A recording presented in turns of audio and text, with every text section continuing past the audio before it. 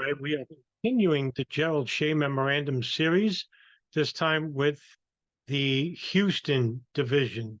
And something in particular here that's going to stand out is that we have a figure involved with the Houston art student ring that is a very open figure in the public.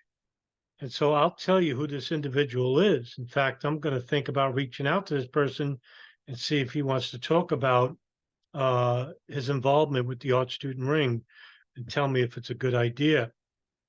Well, let's get started, shall we? Houston Division. On October 20th, 2000, a male Israeli art student was observed by the security officers entering the lobby level and enter an elevator from a secure area of the Houston, Texas Divisional Office. Security officers were able, blow it up a little bit, were able to apprehend the art student before he could enter a secure area on the second floor. There are no written reports of the incident, nor any identification attempt made of the art student, so they probably just got rid of him, thinking he was harmless.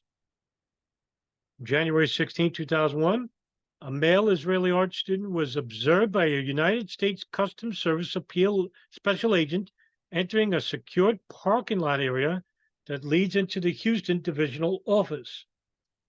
The USCS special agent stopped the art student and turned him over to the security officers. The student claimed he wanted to gain access to the building to sell artwork. No personal identification information was obtained. There's two incidences where this person was actually let go. Could have been this person here. Let's see.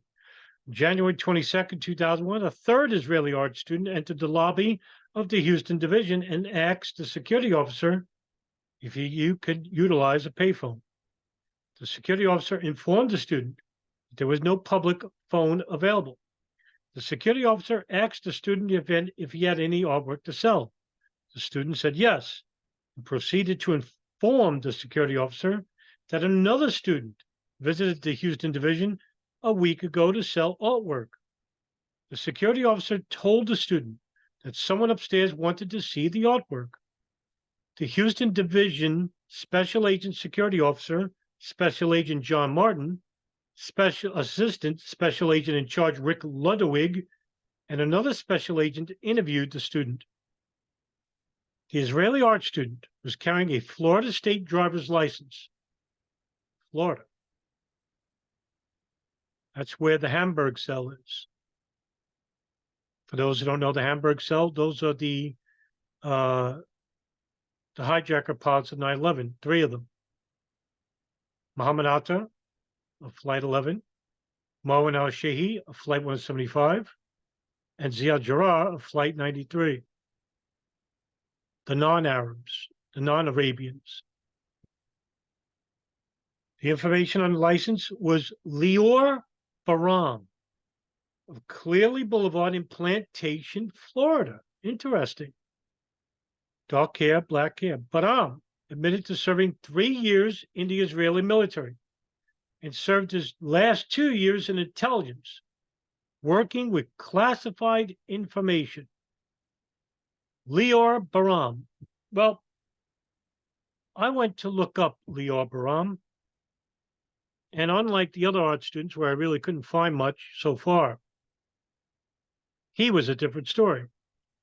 What did I find? Lior Baram, Director of System Architecture at AlgoSec.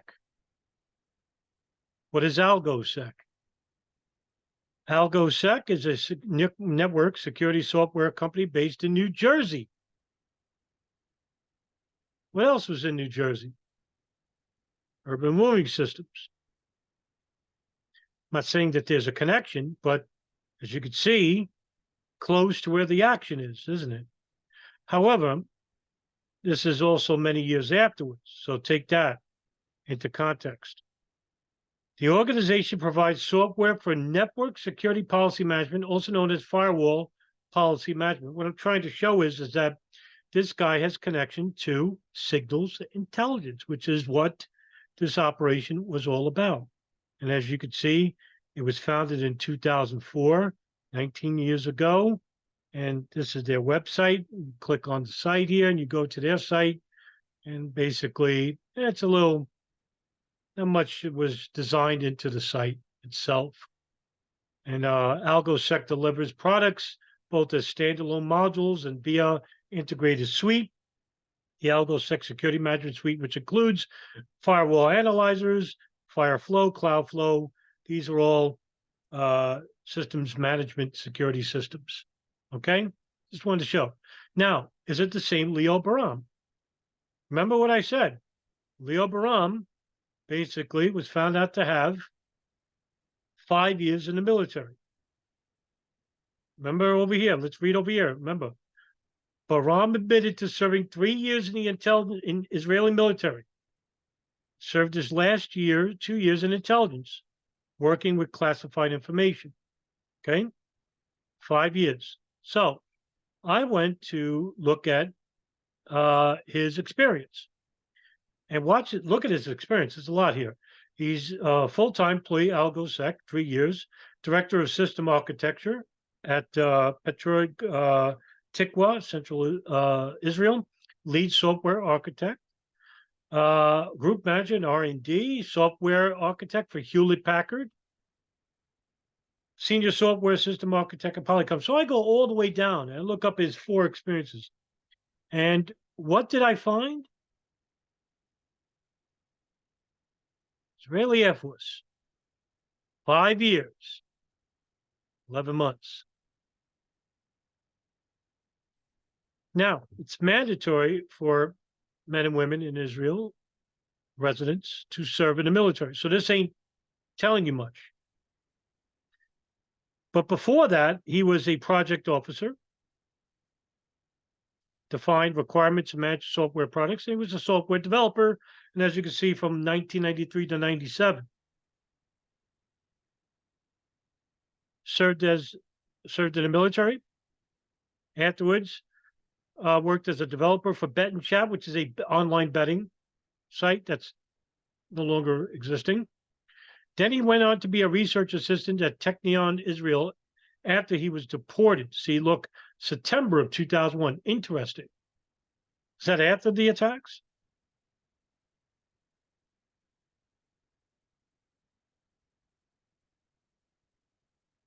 It's interesting. And then afterwards, you can see he has a lot of experience in the tech industry. So I'm figuring out whether to contact this individual to see if he'll talk. This is him. Interesting enough. All right, let's keep going. He also claimed to be an art student at Bezalel University in Jerusalem. However, he could not spell Bezalel. Baram stated that there were 15 Israeli art students in the Houston, Texas area attempting to sell their artwork. Baram claimed to realize that the Houston division was a federal building and that he would not be able to sell his artwork there. Now, notice, like I said in other videos, that he doesn't know anything about Dallas, or else he would have said something. He was free to admit that there was other people like him in this city. He didn't say anything about El Paso. He didn't say anything about Miami. He didn't say anything about Jersey City or Atlanta. Just here, because like I said, I believe, I don't know for sure, but I believe these art students were compartmentalized to only believing that they were working in that city and they were alone, just them. But there were others in other cities working on the same thing, monitoring and spying, espionage on U.S. intelligence services, as well as other sensitive areas of government. Because he wasn't tortured here. Remember, he freely gave up. How many people were in his? Now it's 15, but we don't know the real number. I mean, I could look at the arrest reports, but let's just say he was telling the truth. 15 people, right? But he didn't know about any other cities because he probably doesn't. That's how you keep the operation intact. All right, the Houston division is finished, right? We're finished. But that means the other cells can operate without being compromised, without knowing too much, right? You only know so much to what you know. Barham was asked how he knew the Houston division was a federal building. Good question. Barham's response was by looking around, seeing all the cars. Yeah, right. Well, a school parking lot has a lot of cars. A factory has a lot of cars. Barham's response by looking around, seeing all the cars. Barham also stated that after he left the military, he traveled for 1 year, worked at a car rental company, and studied at Bezalel University. Let's take a look. Did he really study at Bezalel University? Or was he full of shit? Let's take a look. Project officer, Beton Chat, research assistant at Technion Israel, E-Type, software engineer for Unified Communications, software team leader at MCU, software group manager, R&D. Nothing about Bezalel. If you go to his background about what university he went to, well, we can go back and see that he went to the Open University of Israel, where he studied he got a bachelor's degree in computer science. This is his license and certifications. Skills, all right here. Cloud computing, show 50 skills. Cloud computing, team leadership, software development, voice over systems, telecommunications, a lot of signals intelligence information here. Nothing about art. Not one thing. Right? Look, Java, XM, this is all dealing with computers. And to work in the art student ring, most of the people involved with the art student ring were either from the military or were working in signals intelligence. Nothing. So this guy basically lied, right? Why? Why lie about that? Let's keep going. Baran could not provide the name of address or phone number of a place he was staying. He also referred to the person heading the student affairs as supervisor, while Baran pronounced the name of the supervisor. It sounded like Ori. And then Ori could be contacted at 847-456-6166. The telephone number was called and Ori was not available. No one at that phone number could provide any information. Baran was allowed to use a DA telephone to call someone to pick him up. Baran dialed 1-800-462-3541, but not speak to anyone. Now, when you Google this number, right, and remember, this is 17 years ago, so what comes up? Basically, nothing. No history, nothing, right? When asked, he stated he tried to call a friend in New York. Baram was instructed to leave and never return. Baram, whatever that is, he had, I don't know what the word, what is that? Seal Med? He had visited the U.S. 3 times on a tourist visa. A record check from the Immigration Naturalization Service revealed Baram had visited the U.S. in 1997, once in 2000, and 2001. Really? Interesting. Now remember, 1997. Okay? Let's go back. What was he doing in 1997?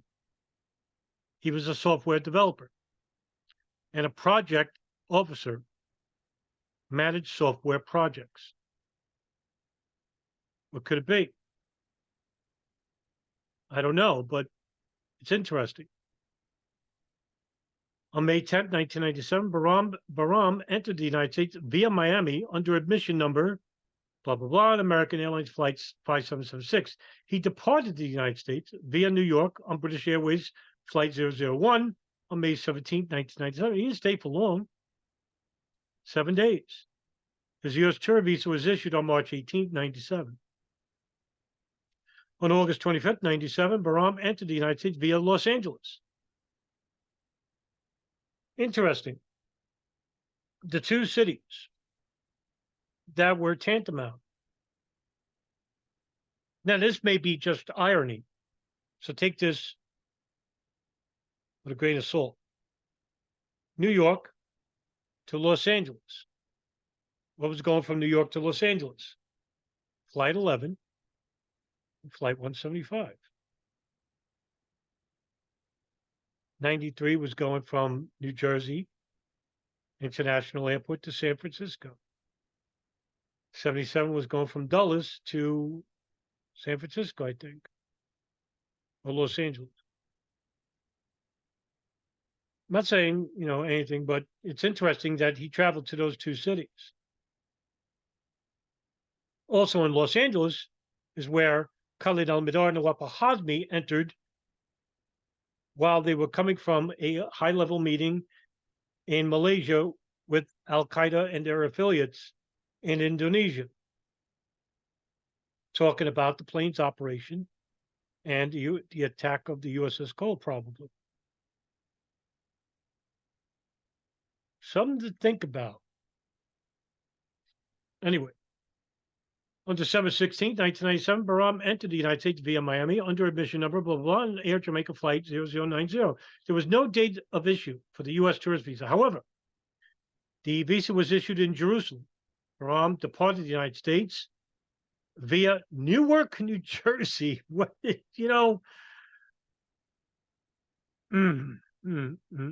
Now, I mean, he either arrived in the cities or left from the cities of the very cities where the airports are, where the hijackings happened, or where the hijackers arrived in. That's something else. Now, again, you have to play, devil's advocate here, right? This is nothing more than a coincidence. Very well could be. Just keep that in the back of your mind. Don't be in a rush to judgment and say, oh, this guy's guilty. Guilty of what? What crime? Right? Anyway. On November 22nd, 2000, Bahram re-entered the United States via New York on El Al Israel Flight 3. He was carrying an Israeli passport and issued a U.S. tourist visa on November 15, 2000 in Tel Aviv. There was no departure information listed for this trip. On March 1st, 2001, two college students selling art visited the home of a staff assistant from the San Antonio, Texas district office. Staff assistant's husband answered the door and sent the students on their way. No information as to where they were from was revealed, and no vehicle was seen as they were walking door to door. On March 23rd, 2001, the Houston Division HIDTA faxed ISP a security alert that was issued from OND DCR. The security alert describes the apparent attempts by Israeli nationals to learn about government personnel and office layouts. The security alert reads, quote, a supervisory special agent from OTG has received information from the other OTGs that there was an ongoing security threat in the form of individuals who are purportedly Israeli national art students, not the ones in the World Trade Center, because they're not Israeli, but they are art students. Who lied to you there? Rebecca Roth. Ask yourself why. Rebecca Roth once lived at Langley, Virginia. She also never worked for any airline industry. It's also not her real name. She goes by Monica Gaynor, Corey Ann Ashley. She actually has an active warrant out of Seattle. I don't know if it's active anymore or where she is now. And if you ever notice why she never brings the Gerald Shea Memorandum up or the DA report showing the bigger ring, the real ring, ask yourself why. The purpose of them targeting law enforcement in unknown intelligence information indicates that they are specifically targeting law enforcement agencies as they showed up in an ATF office in Lexington, Kentucky, where their office is in a commercial building not associated with the government. When questioned by the ATF, the students were vague about why they were selling artwork in that particular office. In the St. Louis area, the source thought that the students were Palestinian and they had been at the DA office in that city. At that location, the intel indicates that they were caught diagramming the inside of the building. Also in St. Louis, several of the law enforcement officers' homes have been visited by these folks. One DCIS agent reported two individuals who appear to be of Middle Eastern extraction went to his house and tried to gain entry under the rules of selling art. When he refused entry to them, they left. What was unusual is that he watched them and they did not visit any other houses in the area. And that just goes to show you that the going door to door was bullshit. They were going to door of the employees of either DEA, the FBI, or the government agencies. Why? Why? And how the hell did they find out where these people personally lived? Signals intelligence, intercepting, or someone getting personal information from that person's employment? Or was it hacked into the personal mainframe of these computers of, say, the DA office in Houston or the FBI, in which it was given to these art student ring cells in all these cities? Since this came from DEA, it was apparently on the major targets.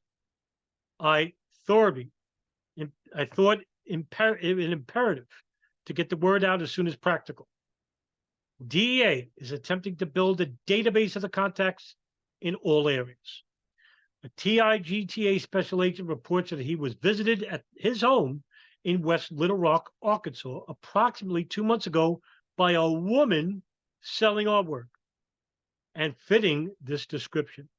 It is unknown how these folks are getting the home addresses of the agents contacted, whether via surveillance or by freedom of information requests.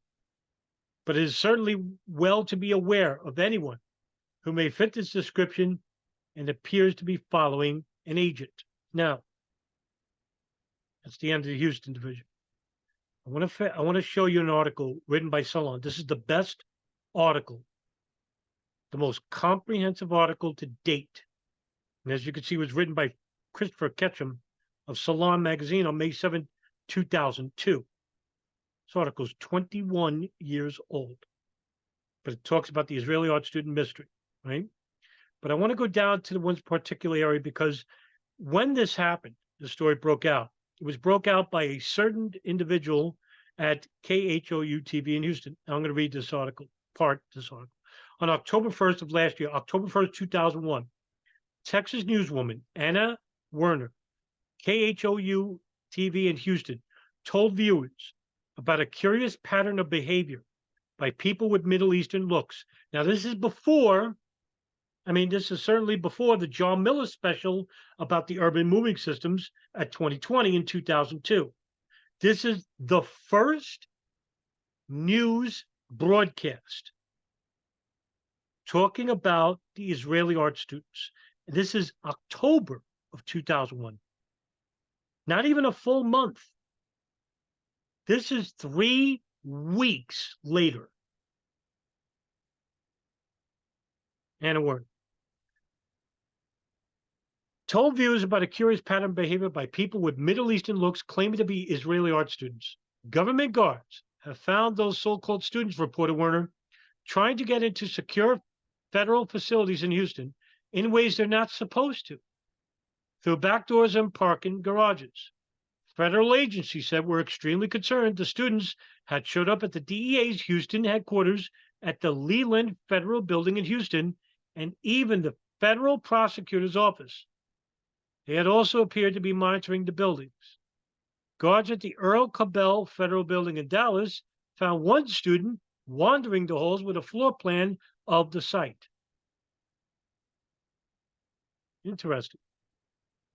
Sources told Werner that similar incidents had occurred at sites in New York, Florida, 6 other states, and even more worrisome, at 36 sensitive Department of Defense sites.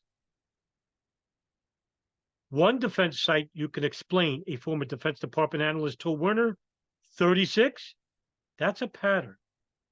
Ominously, the analyst concluded that such activity suggested a terrorist organization scouting out potential targets and looking for targets that would be vulnerable post 9/11.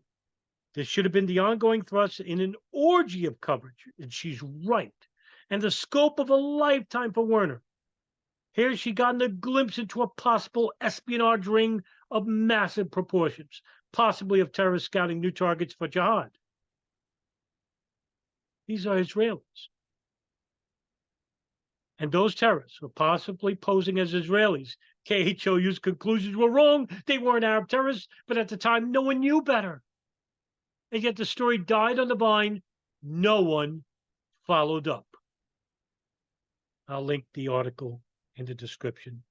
And as you can see, this is a very big episode because we all know now Leon Baror is public. And also, the Salon article suggests that in October of 2001, Anna Werner from KHOU TV, bless her heart, had the guts to report on something that no one else was reporting and killed on the vine because it ruins careers. You know, we are 48 hours away from the 22nd anniversary of the September 11, 2001 terrorist attacks. And while the Truth Movement continues to do snail walking regarding any type of judicial exercise,